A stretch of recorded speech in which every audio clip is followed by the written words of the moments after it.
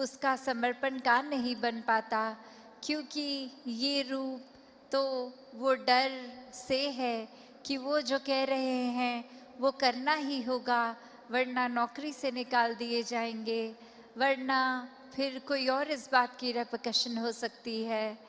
तो एक वो बात मानना, वो हर प्रोफेशन में हो जाता है, पर मन वहाँ समर्पित नहीं होता।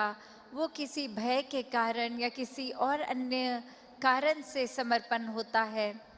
तो यहाँ समर्पण होना मतलब एक दिल में प्रेम को रखते हुए प्रेम से समर्पित होना, ये प्यार से अपने आप को खोकर सिर्फ इस परमात्मा का होकर, ये समर्पित भाव मन का अगर इस तरह का समर्पण है तो वो मुबारक समर्पण है।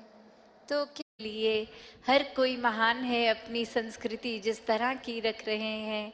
अगर हमारे एक उठना बैठना खाना पीना एक आकार से अलग दिखने वाले भी हैं, तो भी वो कारण नहीं है नफरत का, पर प्यार का ही है।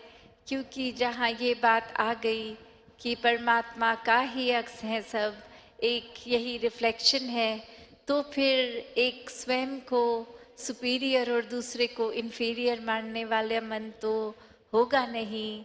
क्योंकि ये रचना ही इस कादर की जो कुदरत है, ये रचनहार एक है, और ये कुदरत कितनी भी अलग दिखे वो खूबसूरती का ही प्रतीक है।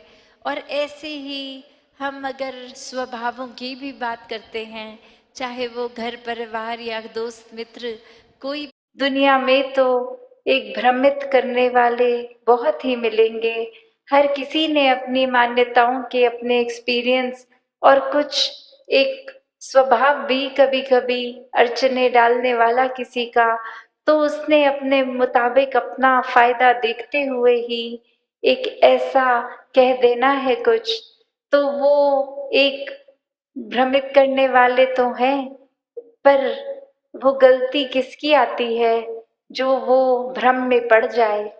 जब हम महापुरुष होकर एक ब्रह्मज्ञानी होकर तो भी अगर हम भटक जाते हैं किसी के कुछ कहने पे, तो फिर ये चेतनता कहाँ है। अगर हम इस स्टोरी के केस में देखें तो फिर भी वो स्कोप हो सकता है कि वो भाषा नहीं समझते थे, तो किसी ने जो कह दिया उसी को ही सच